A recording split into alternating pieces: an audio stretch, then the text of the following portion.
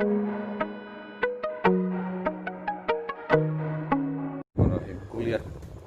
malam. Alhamdulillah dan selamat malam buat sahabat DR Scholar semua dimanapun berada. Kembali pada malam hari ini, malam Ahad atau malam Minggu, How to write kita a strong melanjutkan conclusion lecture in series article. yang memasuki Kita seri ikuti. ke-21 pada malam hari ini. Tema besar kita yang akan dibahas oleh Prof. Irwan pada malam hari ini adalah Easy Writing 6.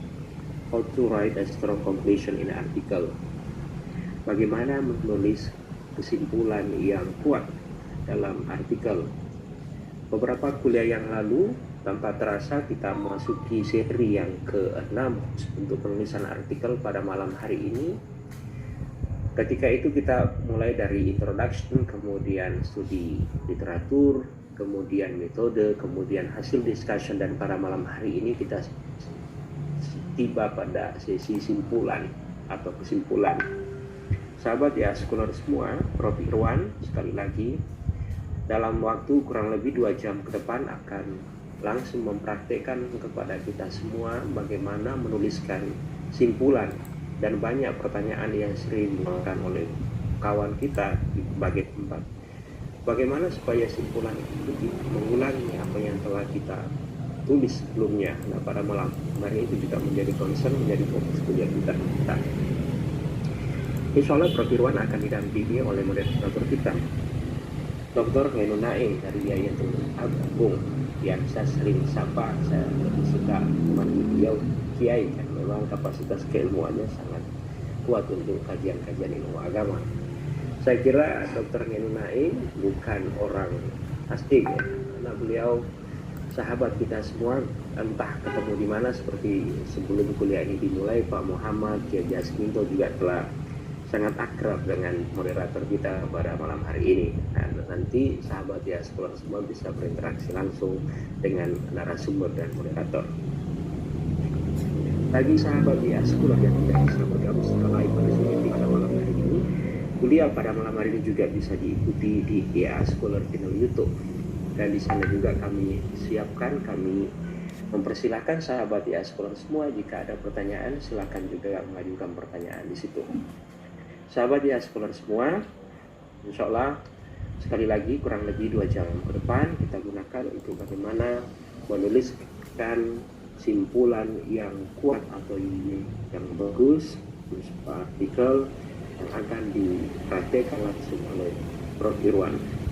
Saya tidak akan memperpanjang kata, saya panggil Dr. Ainun Naim untuk mendampingi kita hingga kuliah ini. Silakan Pak Kiai.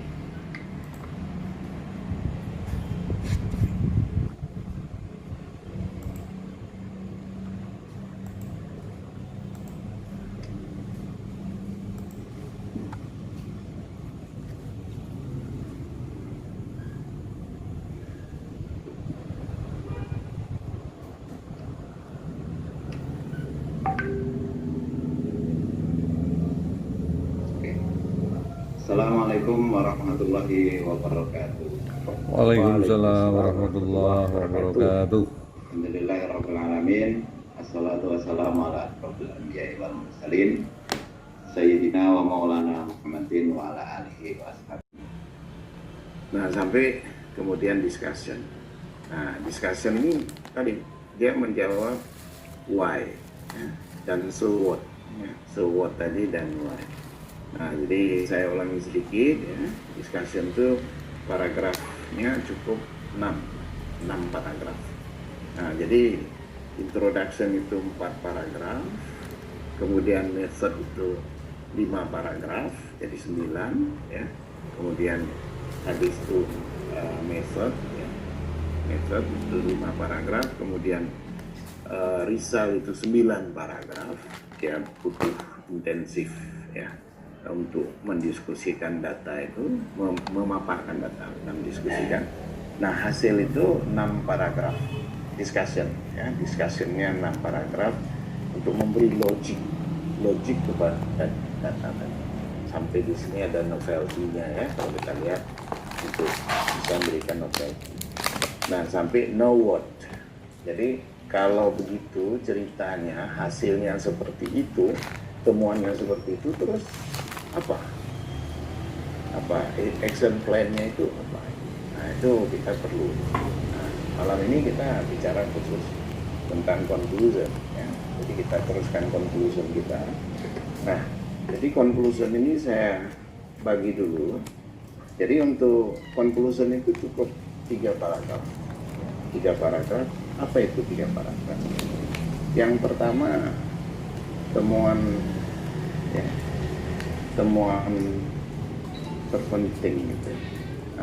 Terpenting dalam arti yang shocking, yang kira-kira kalau kita kemukakan itu ya ada sedikit kekagetan lah, ya kekagetan kan maksudnya ya beda dengan yang ini ya. Jadi konsep perbedaannya harus ada kita pakai gitu ya. Nah, jadi cara untuk memulai ya, temuan terpenting yang shocking itu ya memang supaya shocking pakai kalimat ternyata. Jadi nulis itu pakai ternyata gitu. Jadi nanti kita akan menulis dengan sebuah ternyata. Nah, jadi nih pembukaannya pakai ternyata, walaupun nanti kita edit, tapi supaya kekagetan itu bisa terbaca ya kita pakai ternyata. Nah, kita lihat dulu yang kedua. Yang kedua ini kita menjawab apakah ya konsep atau metode ya, yang digunakan. Nah, jadi yang 61 itu empiris gitu ya, artinya landasannya empiris. Yang kedua, landasannya itu konseptual. Jadi apakah konsep metode yang digunakan mampu menjawab permasalahan.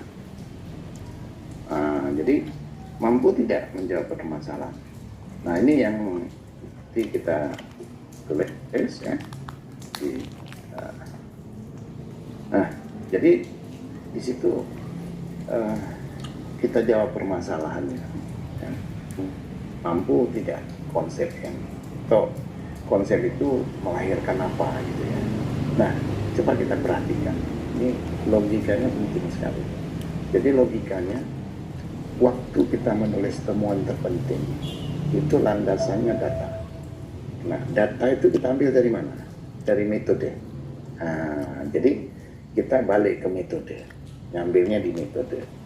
Metode hubungannya dengan result. Nah, jadi poin 3 dan 4 dikawinkan, digabungkan, diperes jadi 61 ya. Jadi bagian 3 dan 4 itu metode dan result, dibaca, diperes melahirkan 61. Jadi landasannya itu adalah metode. Nah, 62 landasannya apa? Landasannya itu bagian 2 dan bagian 5. 2 itu literatur. Jadi landasannya itu literatur. Ketika kita buat studi literatur, ya, jadi bagian studi literatur, kemudian kita hubungkan dengan bagian 5 discussion, pembahasan. Nah, kita dapatlah evaluasi tentang apakah konsep dan metode itu ya, yang digunakan mampu menjawab itu. Nah, jadi ini logika ini kita harus pegang. Jadi 61 itu inti dan referensinya itu adalah data, ya, karena dia membuat temuan, ya, temuan yang shocking. 62 itu adalah konseptualisasi. Jadi supaya strong, kita 2 paragraf itu kita bedakan. Nah, yang ketiga apa? Yang ketiga selalu tulisan di dalam artikel itu ditutup dengan keterbatasan penelitian.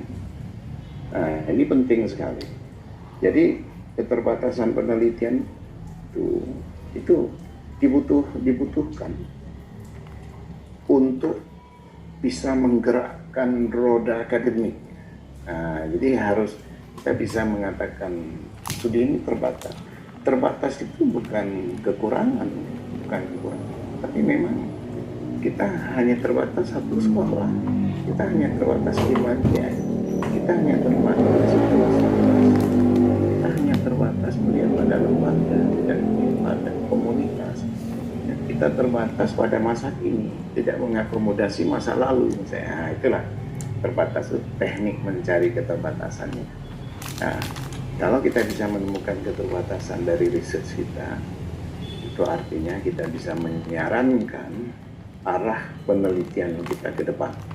Nah, jadi dengan menunjukkan arah ke depan, kita menyumbangkan pada perkembangan dunia akademik, kita menunjukkan satu arah baru dari riset. Nah, disinilah pentingnya.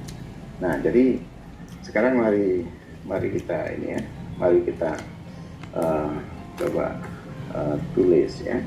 Jadi tadi kita coba mulai dari ternyata. Jadi yang shocking kita kembali kepada pesan yang utama tadi ya. Jadi kita bilang kan ternyata ya bahwa kita kan mulai dari teknologi tadi ya. Nah, jadi maka kita bilang ternyata teknologi ya. Nah, jadi kita karena tadi kata kuncinya kan penggunaan teknologi ya. Nah, yang selama ini dianggap solusi bagi dunia pendidikan, ya.